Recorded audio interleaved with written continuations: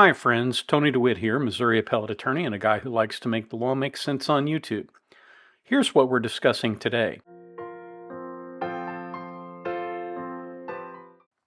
Late discovered evidence and late discovered witnesses are always a problem in a criminal trial.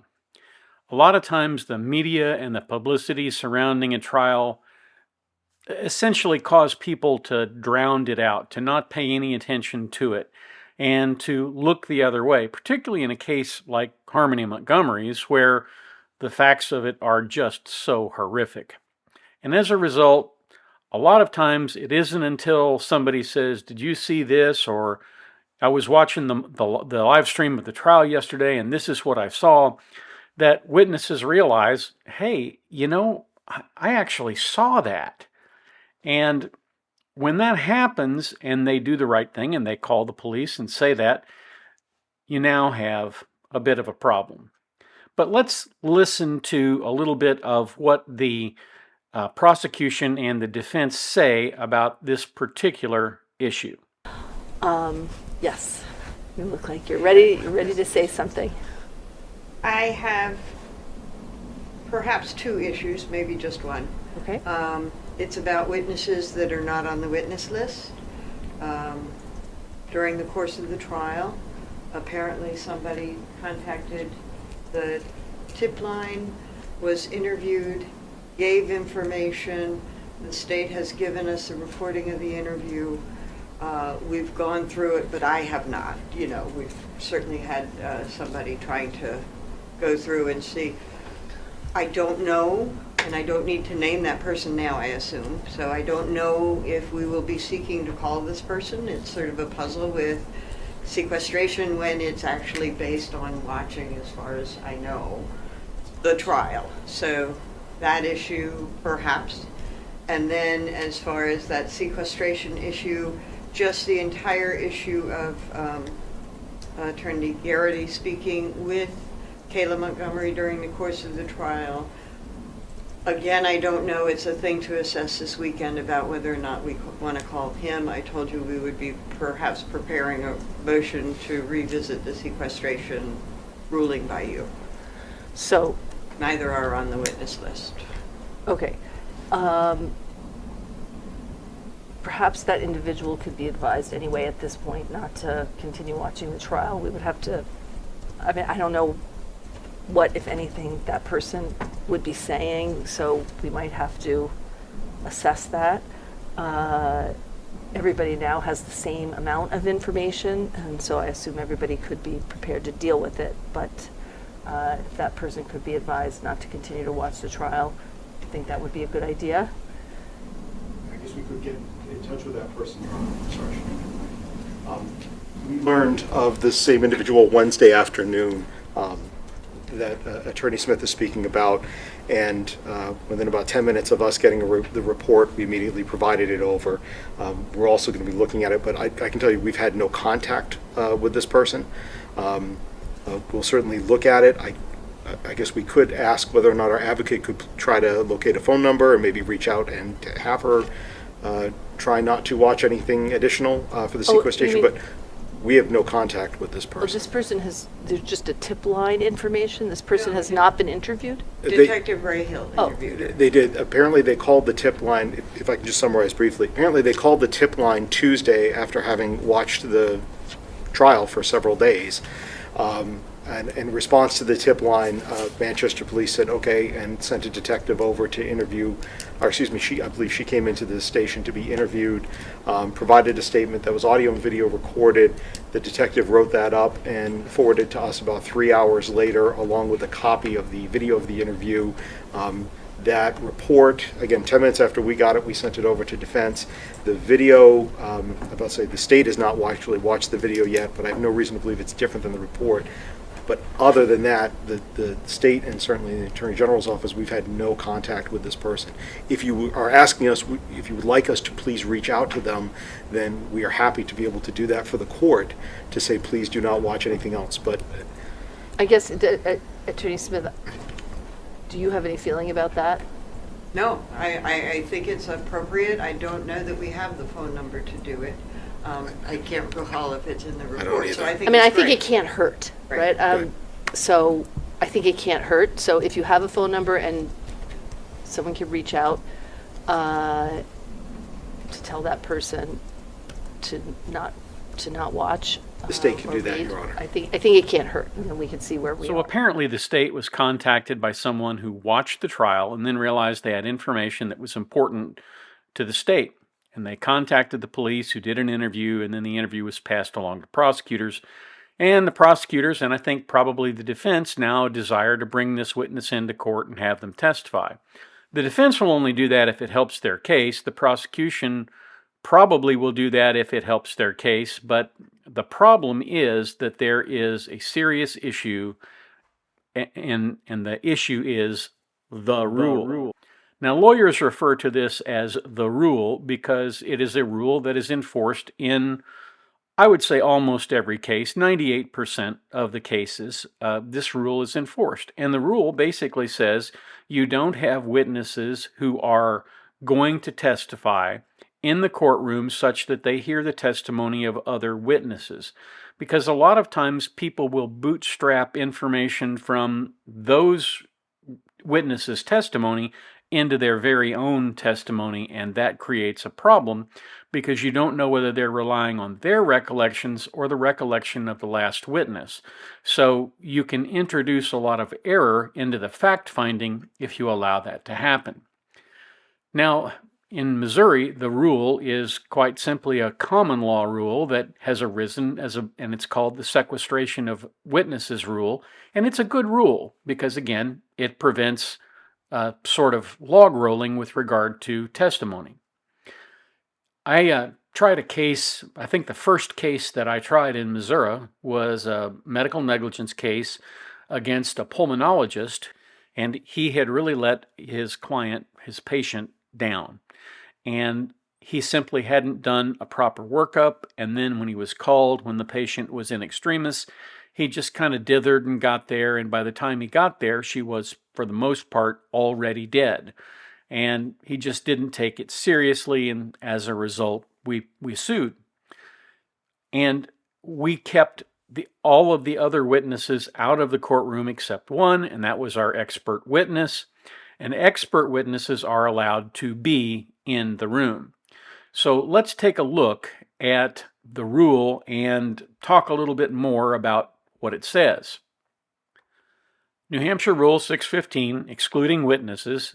A, at a party's request, the court must order witnesses excluded so that they cannot hear other witnesses' testimony, or the court may do so on its own. But this rule does not authorize excluding a party who is a natural person, an officer or employee of a party that is not a natural person, after being designated as the party's representative by its attorney, a person whose presence a party shows to be essential to presenting the party's claim or defense, or 4, a person authorized by statute to be present. A sequestration order issued under subsection A of this rule prohibits a sequestered witness from A, being present, or 1, being present in the courtroom until after the witness has testified and is not subject to recall by any party, and 2, from discussing the testimony he or she has given in the proceeding with any other witness who is subject to sequestration and who has not yet testified. That's the text of the rule. Now, the rule is based on Federal Rule of Evidence 615, and it requires a court, like the rule says, to sequester witnesses. No witness who has yet to testify or is subject to recall can hear the testimony. In an age of court TV and cameras in the courtroom, it requires a party to have all the witnesses lined up and tell them that they cannot base their testimony on the testimony of other witnesses, exclude them, and make sure they do not watch the trial. Now, you're sort of limited in terms of how you enforce that, but that's what you tell them, and you expect them to honor that request. By keeping witnesses separate from each other during the trial, the rule is, and the belief is, that their testimony will be more reliable and will be less likely to be influenced by anybody else's testimony. And as I mentioned, and as the rule says, there are exceptions. A party, you can't exclude a party.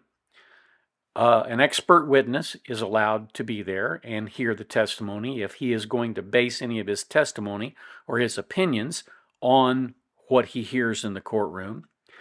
In addition to that, a party who is essential to the case may very well be allowed to be in there, even if they're not an expert. And of course, the court has the discretion to allow witnesses to remain in the courtroom if there are compelling reasons to do so. I also should have explained in this segment that there are parties who come in who are corporate representatives. So if you sued IBM or Ford Motor Company, they would essentially appoint some mid-level factotum employee to be their corporate designee for the purposes of the trial. And the purpose of that person being there is to sit there at the table and nod their head when good evidence comes in and shake their head when bad evidence comes in and that sort of thing. It's a function of having to have somebody sit in that seat and sort of be accountable for the corporation. In some instances, they can be called as a witness during the trial, so ordinarily you'd want them to be excluded. But because they are designated as the corporate representative, well, in that situation, you can't exclude them.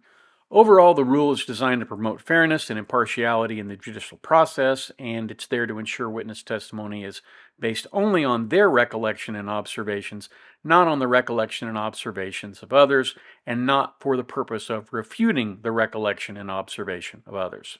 So the case that's before this court presents a really sticky situation. They missed a significant witness, the state did. Maybe that's because the witness didn't identify themselves until the 11th hour. Maybe it's because they talked to the police very early in the case, didn't realize what they had until they heard somebody else testify, and now all of a sudden what they saw or what they heard suddenly makes sense. So there's already a danger that their witness has been influenced by the testimony in the case, and that presents a real due process problem for both the state and for the defendant. So what's going to happen?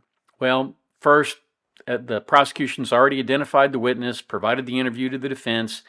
If there is any argument that the state should have found this witness previously, then the evidence is quite likely to be excluded if it's offered by the state. For example, if they told the police or made a phone call about this at some point, then the record would be there, and the failure of the state to connect the dots is its failure.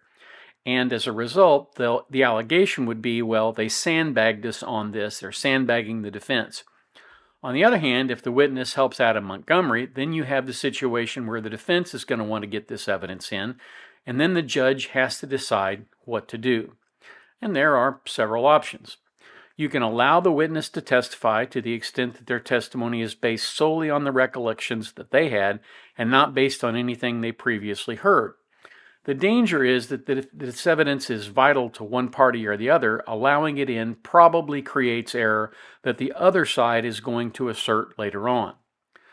And then allowing the defense to use the witness under the same guidelines I just talked about, that obviates the error on the part of the police in missing the witness, so nobody gets to complain about the witness being missed, but it still can create problems based on the fact that sometimes people are very cagey about how they tamper with witnesses or tamper with evidence. And you can tamper with evidence just as easily by putting up a false witness to testify about false observations as you can by, hiding a dead body. So there are some significant issues and significant risks here. And of course, the ultimate way that you get around this problem is you declare a mistrial and you require everybody to go back to page 1. And of course, that's the least favorable option because you've been going at this for, 8 days now, over 2 weeks. And, you've worked through getting the jury picked and all that stuff, instructions read. This would be a very undesirable result for either side, but it's always there. And of course, if they allow this witness to testify for the state, the defense is going to make a motion for a mistrial, and again, they'll preserve that issue for appeal later on. And as I mentioned, there's a significant danger that the testimony of the witness has already been influenced, and the danger of a due process violation is fairly significant. Now, there doesn't appear to be too much case law on this subject in New Hampshire, at least not through that I could find in open source. We don't have a whole lot to go on. However, the portion of the rule that allows a witness to avoid the rule if they are a person whose presence a party shows to be essential to preserving their claim or defense is probably the only outlet that the court has to allow this testimony in. In other words, the defense can come in and say, look, we didn't know about this witness. They have exculpatory evidence here.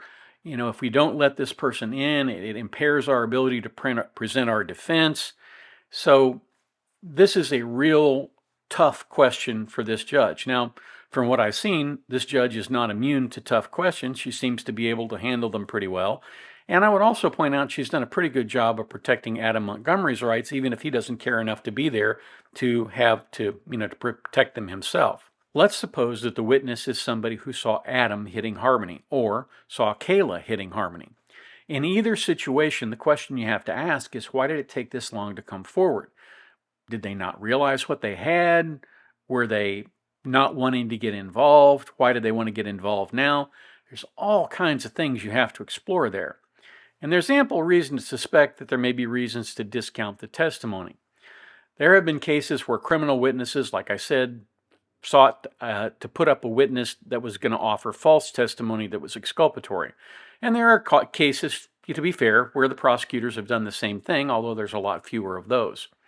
The fact that this witness waited until the 7th day of trial to come forward is going to weigh heavily against admitting that witness's testimony. And if I were the judge, I would just say no.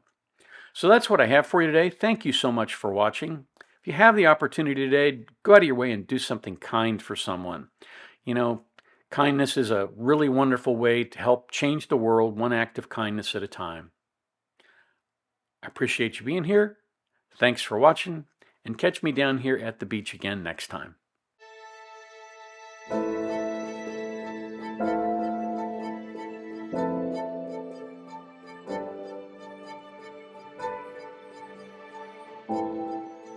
If you like this video, here are a few others you might try, and don't forget to subscribe. Have a terrific day, guys.